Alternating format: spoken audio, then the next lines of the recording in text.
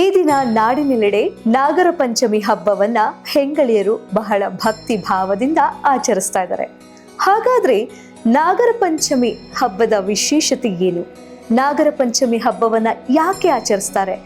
ಇದರ ಹಿಂದೆ ಅಡಗಿರುವಂತಹ ದಂತಕಥೆ ಪುರಾಣದ ಬಗ್ಗೆ ನಿಮಗೆ ತಿಳಿದಿದ್ಯಾ? ಹಾಗಾದ್ರೆ ನೋಡಿ ಬರೋಣ. ಶ್ರಾವಣ ಮಾಸದ ಶುಕ್ಲ ಪಕ್ಷದ ಪಂಚಮಿಯೆಂದು ಆಚರಿಸುವ ಹಬ್ಬವೇ ನಾಗರ ಪಂಚಮಿ.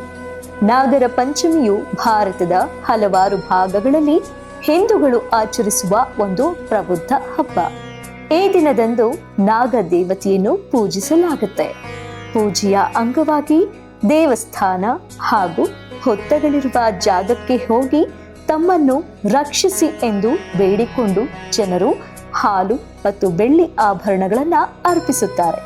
ಈ ಹಬ್ಬವು ಅಣ್ಣ ತಂಗಿ ಇಬ್ಬರು ಸೇರಿ ಪೂಜಿಸಲ್ಪಡುವ ಹಬ್ಬವೆಂದು ಪ್ರತೀತಿ ಸಹ ಹೊಂದಿದೆ. ಇನ್ನು ಇದು ಹೆಣ್ಣು ಮಕ್ಕಳ ಹಬ್ಬ. ನಾಗರ ಪಂಚಮಿ ಮಾಂಗಲ್ಯಪ್ರದ ಹಾಗೂ ಸಂತಾನಪ್ರದ ಎಂಬ ನಂಬಿಕೆಯೂ ಇದೆ. ಉತ್ತರ ಕರ್ನಾಟಕದಲ್ಲಿ ನಾಗರ ಪಂಚಮಿ ವಿಶೇಷತೆಗಳಿಂದ ಕೂಡಿರುತ್ತೆ.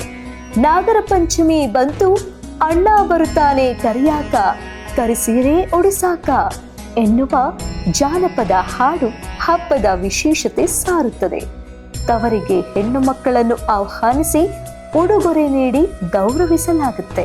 ನಾಗರ ಪಂಚಮಿಯ ಜಾನಪದ ಕಥೆಯೂ ಕೂಡ ಹೀಗಿದೆ. ಒಂದಾನೊಂದು ಕಾಲದಲ್ಲಿ ಒಂದು ಊರಿನಲ್ಲಿ ಒಬ್ಬಳು ತಂಗಿ ಮತ್ತು ಅವಳಿಗೆ 4 ಜನ ಅಣ್ಣಂದಿರು ಇದ್ದರು. ಮನೆಯವರೆಲ್ಲರೂ ಸೇರಿ ಒಟ್ಟಿಗೆ ನಾಗರ ಪಂಚಮಿಯೆಂದು ಪೂಜಾ ಕಾರ್ಯಕ್ರಮದಲ್ಲಿ ತೊಡಗಿದ್ರು.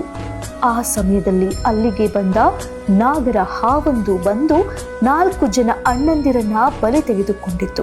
ನಂತರ ಆ ತಂಗಿಯು ಅಣ್ಣಂದಿರನ್ನು ಕಳೆದುಕೊಂಡು ನೋವನ್ನು ತಡೆಯಲಾರದೆ ಆ ನಾಗರ ಹಾವಿಗೆ ಹೇಳಿದಳು, ನನ್ನ 4 ಜನ ಅಣ್ಣಂದಿರಲ್ಲಿ ಒಬ್ಬರನ್ನಾದರೂ ಬದುಕಿಸಿಕೊಡು, ನಾನು ಯಾರನ್ನು ಅಣ್ಣ ಎಂದು ಕರೆಯಲಿ ಎಂದು ಕಣ್ಣೀರಿಟ್ಟಳು.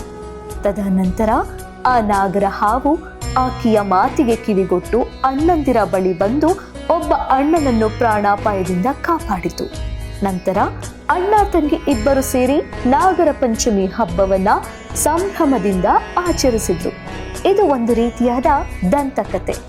ನಾಗರ ಪಂಚಮಿ ಹಬ್ಬ ಬಂತು ಅಂದ್ರೆ ಸಾಕು, ಪ್ರತಿಯೊಬ್ಬ ಹೆಂಗಳಿಯರು ಕೂಡ ಮಡಿ ಮೈಲಿಗೆಯಿಂದ ಮನೆಯನ್ನ ಸ್ವಚ್ಛಗೊಳಿಸಿ, ದೇವರ ಕೋಣೆಯನ್ನ ಶುಚಿಗೊಳಿಸಿ, ದೇವರನ್ನು ಪೂಜಿಸಿ, ತದನಂತರ ಹೊಲ ಗದ್ದೆ ಮನೆ ಸಮೀಪವಿರುವ ನಾಗರ ಹುತ್ತಕ್ಕೆ ಹೋಗಿ ಪೂಜೆ ಮಾಡಿ ಹಾಲನ್ನೆರೆಯುತ್ತಾರೆ.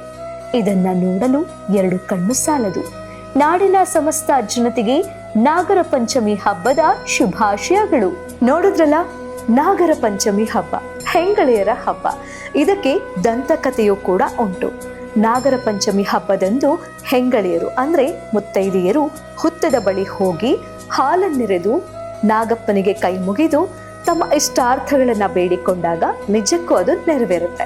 ಹಾಗೆ ಮತ್ತೊಂದು ವಿಶೇಷ ಮಾಹಿತಿ, ಈ ನಾಗರ ಪಂಚಮಿ ಹಬ್ಬದಂದು ಹುತ್ತದ ಬಳಿ ನಿಮ್ಮ ಮಾಂಗಲ್ಯವನ್ನ ಕೈಲಿಡಿದುಕೊಂಡು ಆಶೀರ್ವಾದವನ್ನ ಬೇಡಿಕೊಂಡ್ರೆ ಸತಿಪತಿಯ ದಾಂಪತ್ಯ ಜೀವನ ತುಂಬಾ ಚೆನ್ನಾಗಿರುತ್ತೆ. ಇದಾಗಿತ್ತು ಈ ಹೊತ್ತಿನ ವಿಶೇಷವಾದ ಸಂಚಿಕೆ. ಮುಂದಿನ ಸಂಚಿಕೆಯಲ್ಲಿ ಮತ್ತೆ ನಾನು ನಿಮ್ಮನ್ನ ಭೇಟಿ ಮಾಡ್ತೀನಿ. ನಾಡಿನ ಸಮಸ್ತ ಜನತೆಗೆ ನಾಗರ ಪಂಚಮಿ ಹಬ್ಬದ ಶುಭಾಶಯಗಳು. ನಮಸ್ಕಾರ. ನೀವು ನೋಡ್ತಾ ಇದ್ದೀರಾ ನಮ್ಮ ವಿಜಯ ನ್ಯೂಸ್, ಭರವಸೆ ಬದುಕಿನ ವಿಜಯ.